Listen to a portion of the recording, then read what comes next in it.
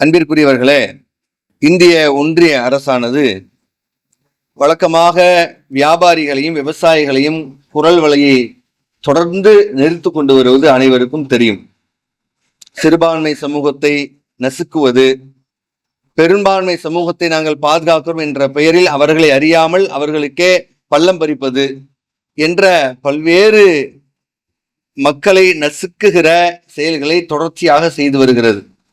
அதில் ஒன்று என்னவென்றால், இப்போது இந்த மாதத்திலிருந்து வாடகை கட்டிடத்தில் இருப்பவர்கள், வியாபாரம் செய்பவர்கள், விவசாயிகளை ஒரு வழியா கொண்டு முடிச்சாச்சு. இனி அவங்க எந்திரிக்கவே முடியாது.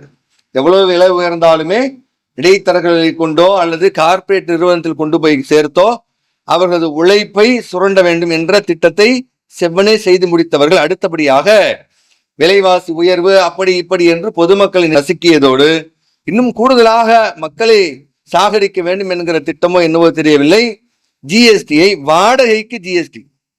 ஏற்கனவே ஒரு தொழில் நடத்துறவன் வாடகை கொடுக்கறது எவ்வளவு பெரிய சிரமம். வாடகைங்கிறத யாரும் எவ்வளவு பெரிய நிறுவனமா இருந்தாலும் வாடகைன்னு வரும்போது ஒரு சுமரும். ஒரு வீடு நடத்திட்டு எப்படிதான் மாசம் போதே தெரிலங்க, டக்குன்னு 1ஆம் தேதி வந்துருச்சு வாடகை கொடுக்க எல்லாரும் புலம்புவாங்க. அதுவே சிரமம். கூடுதலாக 18%, 10,000 ரூபா ஒருத்த வாடகை கட்டணத்துல இருக்கிறாரு, கடை நடத்துறாருன்னா 1,800 ரூபா. எவ்வளவு பெரிய விஷயம். ஒரு 500 ரூபா கட்டிடத்தின் உரிமையாளர் எக்ஸ்ட்ரா கேட்டாலே நமக்கு கஷ்டமா இருக்கும். 1,800 ரூபா கம்பல்சரி கொடுத்தே ஆகணும் என்கிற ஒன்று என்று சொன்னா, இது பெரும்பாலும் பொதுமக்களாகிய நாம எப்படி எடுத்துக்கிட்டோம்னா, வியாபாரிகளுக்கும் அவன் கடன் நடத்துறதுக்கும் உள்ளது நம்ம நினைச்சுட்டு போறோம். ஒரு கட்டத்துல என்ன பண்ணுவான், நம்மகிட்ட தான் தூக்கி வைப்பான். லோனை வாங்கி தொழில் நடத்துவான். அவன் கட்டுற வட்டியே நம்ம கன்சியூமர் நம்ம தலையில தூக்கி வைப்பான்.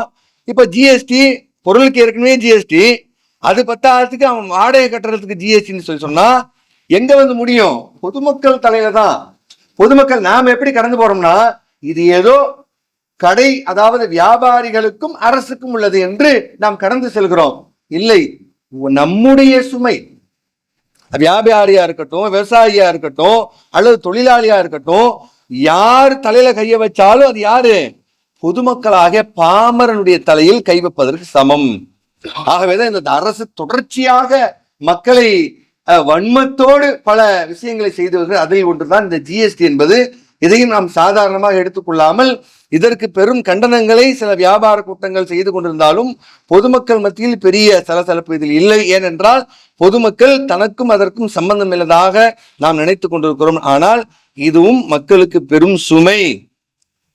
இது அநியாயத்தில் மிகப்பெரிய அநியாயம். அடுத்து வாடகை கமர்ஷியலுக்கு வந்தக்கா நீங்க நினைக்கிறீங்க, அடுத்து என்ன பண்ணுவான்? யாரெல்லாம் வீட்டு வாடகை கொடுத்துறீங்களோ அவங்க வாங்க, ஜிஎஸ்டிக்கு வாங்கம்மா.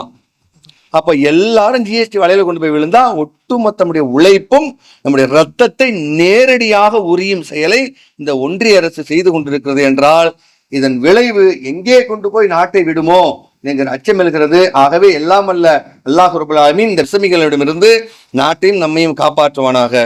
வாஹிர் தஅவானா அல்ஹம்துலில்லாஹி ரப்பில் ஆலமீன்.